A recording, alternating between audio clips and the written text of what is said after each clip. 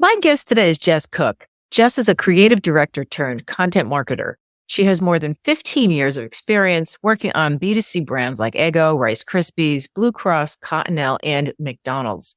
So in 2019, she made the move to B2B SaaS specifically, and is currently head of content at LASSO, which is a software platform for event production companies. She also co-hosts a podcast called That's Marketing Baby, which has hot takes, actionable insight, and, as she says, plenty of sarcasm. So in my interview with Jess, she talks about the difference between copywriting and content writing, and we compare notes on that. And then, can someone be both a copywriter and a content writer? And she also spills the tea on where she goes for copywriting inspiration as well as content writing inspiration. So let's jump right in. Okay, welcome, Jess. Thank you so much for taking time to talk to me today. I know you're so super busy that I was lucky to be able to snag you for this interview. Oh, gosh. Well, I'm lucky to be here. Thank you for having me, Linda.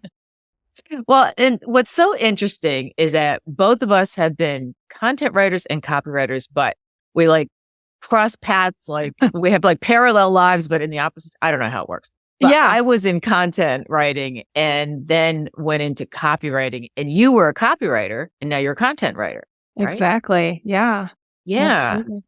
So I thought it's so interesting that we're talking about content and copy today, because just yesterday I had someone who asked me about the difference, and it's like not a week goes by that somebody does it. So what I thought we'd do is both of us give our own definitions of content versus copywriting and see if there's a difference. So how would you describe the difference between the two? I love this. Okay. So in my mind, content writing is much more journalistic. There's a deep research kind of process that goes in place beforehand. You are leaning very heavily on subject matter experts in order to tell the story. You are building it around a point of view or some sort of narrative that you are trying to let the market know that your company stands for. Mm-hmm. And so that's kind of my view of it. It's very journalistic. It's very holistic in terms of the approaches that you take in order to have a well-rounded piece of content writing. Copywriting is much more, instead of journalistic, maybe more kind of in the realm of advertising, right? Where you are very quickly trying to persuade someone to take action. And I think in order to do that, you're trying to be very concise. You're trying to pack a lot of emotion in. It's less about, say, thought leadership, which I think kind of lies in the content writing realm, and much more about changing hearts and minds through words and getting them to do the thing you need them to do, whether that's convert or sign up or click even. And so I think it's more about generating interest and content writing is much more about generating new ideas, information. Yeah. And that's basically, my feelings as well. I always sum it up by saying that, and it's not completely accurate, that content is written usually to entertain or inform. For example, articles, I used to write magazine articles, and there wasn't a call to action at the end, like with copy. Yeah. But it's an article on, say heart health for women. And so there would be a lot of times a story about a woman who had a heart attack. That's how I'd start a lot of them. So you get people drawn right into the story. But at the end of it, there was there's lessons in it if you want to take them, but there wasn't a purpose at the end where, okay, now you have to, sign up here. And then when I got into copywriting, I did what a lot of people mistakenly do, which is I assumed, they weren't that much different. This is why I was hired by both Flex to do some copy. And they didn't know, they didn't seem to care that I wrote in their, the voice of their customer. It was kind of snarky. They liked that. But it wasn't really copywriting as I know it now. So Sure. Yeah, there's a big difference. So do you see someone as being able to be a copywriter and a content writer at the same time? I think you can be. I think very much like you and I both did, you probably start out as one and learn through others or through necessity to do the other.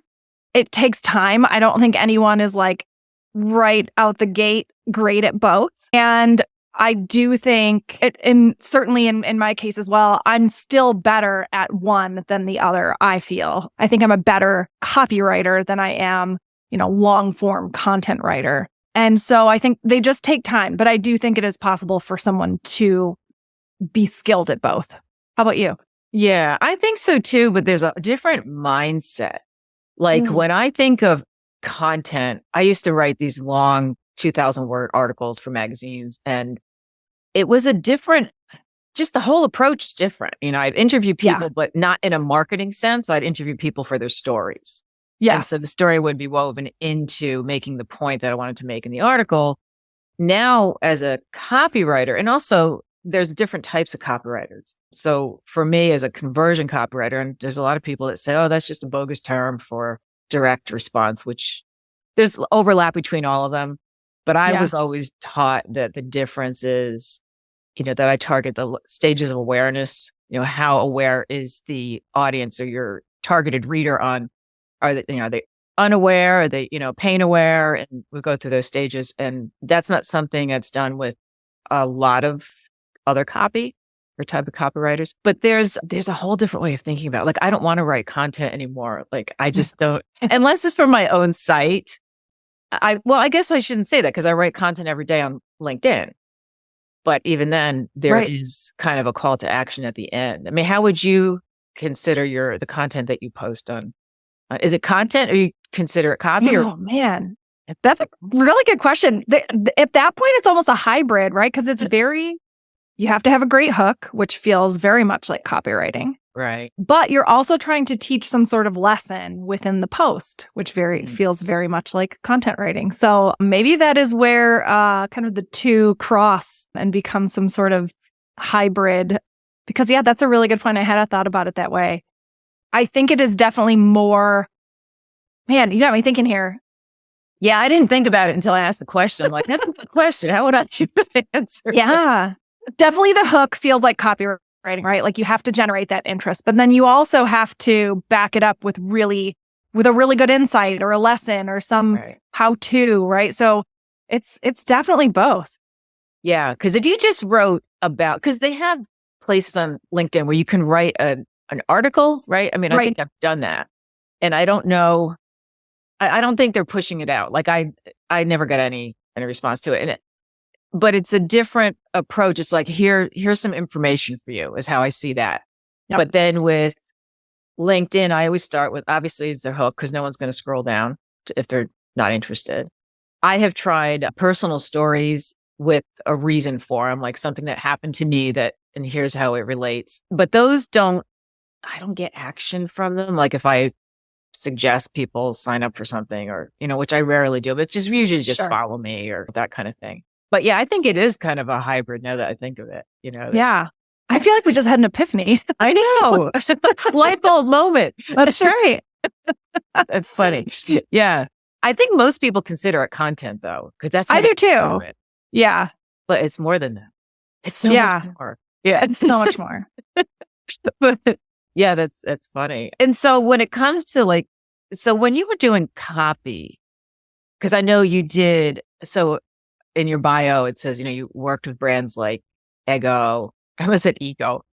That's LinkedIn. Eggo, Rice Krispies, Blue Cross, Cottonelle, and McDonald's. What was that like? Did you actually write copy for their? Yeah, a little bit of everything. So McDonald's was a lot of packaging, billboards, in-store signage. Kellogg's and Kimberly-Clark were mostly kind of digital efforts, some print, some television. So, and some, kind of like short form online video type stuff. So a little bit of everything from, print headlines, which is really fun, to video scripts to, hey, the Rice Krispies website is 100 and some odd Rice Krispies treats recipes, and every single one of them needs a description and, writing all of those as well. So a little bit of everything, which is a lot of fun. B2C is very different though. So B2C is like, you're just always trying to evoke some sense of brand voice and awareness and interest. And what I found with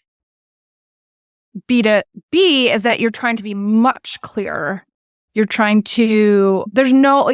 trying to be clever. Like I think Mhm. so many copywriters, myself included, are tasked with doing in the world of B2C. But the principles are the same, right? Like you're trying to get attention. That is really Right. the big objective. So Yeah. they are different just in like kind of the reasons behind them, but the approach is the same. Yeah, and I think it's a lot too with the brand. Like I do a lot of writing for SaaS, Yeah. and a lot of it sounds the same. Like I'm on a project right now 100%. where I'm going through, I just went through and did a analysis and audit of all my clients' competitors. And it's like, they're really all the same and they're saying the same thing. So a lot of times, especially with this one, I've already seen what I'm going to be doing, but you want to pull out what people aren't talking about. It's not even that they're different, because sometimes there's not a lot of difference, but it's that there was that famous story. I forget who was it, John Caples, one of the famous copywriters, who went into, was it Schlitz? Did you hear about this ad I campaign? don't know about this now. Oh, he was writing, just in general, the story was that he was hired to increase sales for, I believe it was Schlitz, it was a beer. And so he would go to the factories, and he discovered that they did some kind of, like, while he was talking to the people that worked there, they were doing some kind of cleaning. They were really cleaning out, like thoroughly sterilizing some kind of bottles, and something that he never knew about. And he said, "What is this that you're doing?" And they described the process to him. And he said, "That's amazing." And the marketing, I think it was a marketing person, said to him, "Yeah, but our competitors do it too." He goes, "Yeah, but they're not talking about it." Yeah. So their ads began to revolve around this hygienic sterilization process that everyone else did, but no one talked about. And it Yep. literally like quadrupled their sales. They made them the highest selling beer. Like it was that campaign. So it's not even just finding what makes you different, but talking about what no one else is talking about. And Yeah, I think, exactly. It makes it look like you're the only one doing it, right? Right. If you're the first to say it, it seems like, well, no one else is doing that. That's their unique thing, right? Right. And unless you're in the business where you go, well, we do that too. You're not talking about it. So Yeah, you're too late. you're late Well, to- a campaign that I did worked on for Cottonelle years ago now was, we called it the roll poll. So we had kind of this debate to see if people preferred rolling their toilet paper over or under. And Funny. it was huge. I mean, it was months long. We created 20 some odd videos of these characters, a plumber and a bowler and a hotel maid, kind of explaining why they prefer to roll the way they did. And we had these ad units where you could vote right inside the ad. And any toilet paper brand could have done this, right? Like any single one of them could have picked this idea up and said like, yeah, roll over or under, kind of, cast your vote. But it was so big for that brand and was really, really entertaining for people at the time, and pretty inventive at the time too, having a kind of a vote right inside the ad, that it sparked a ton of PR and sales, of course. But it's funny because it wasn't anything that like another brand couldn't have said. We just said it first. And the winner was The winner was over. by a lot. By a lot, yeah. Majority for sure. Because only crazy people roll. I feel the same way. I will literally go in someone's house and flip it over. That's so funny. But yeah, people love that stuff. And especially if it's like, you see all these ads, and sometimes there's a lot of them on Facebook, which is actually, they say it's not good because they collect this information in a way that, is less than good for the person. Like it's not good to do all these quizzes because they just get too much information, but they're fun to do. It's like, something like that would be the way you roll your toilet papers, what it says about you or what something. It says about you, yeah. I go, I have to find out, what is this? Oh, if you roll it under, you're an introvert or you're an extrovert. I don't know. Yeah.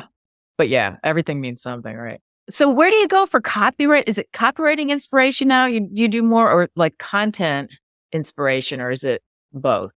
Yeah, a little bit of both. So content inspiration, I always think of just like, I love what a good headline does to kind of spark imagination in my brain.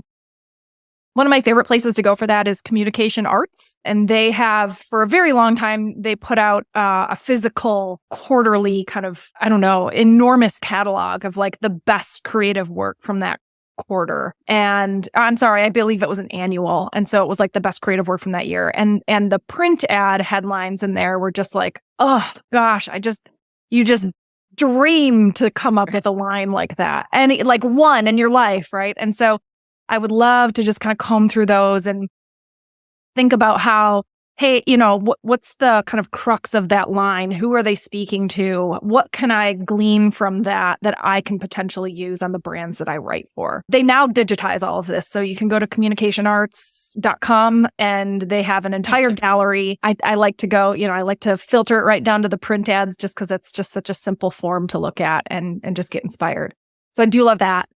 For content, I like to look at, obviously brands that are doing it well, but I like to look in unexpected places too as well. There's some really great like D2C brands that are more on like the wearable side of things, right? That are doing some really interesting stuff because they have to kind of build the awareness and the demand around whatever tech they're building. So I think trying to look outside of your either vertical or your industry, or even looking outside of SaaS, sometimes you can find some really smart strategies and ideas. And, just the way that their content is organized sometimes is really interesting too, as opposed to, a resources section that has a blog and your podcast. Like, there are so many companies out there that are doing it in this really interesting way where they will organize it around the persona, the buyer, right? And so that's fascinating to see how that's done as well. So I like going outside of kind of the usual suspects in terms of content inspiration. Yeah, those are good ideas. I have to check out Communication Arts. Communication Arts. Yeah, it's a good one. Yeah. And I have to ask this, even though it's all over LinkedIn and people are kind of sick of it, but Chat GPT. I just read another article this morning about it and how, actually, no, it wasn't an article. It was in a Facebook group. It's a copywriting group. And somebody said, well, I think this is just easy enough for me to do, like to use Chat GPT. And why do I think it comes up with great copy or great content. And I thought, oh no, but there was a huge debate in that stream. And what's your take on it?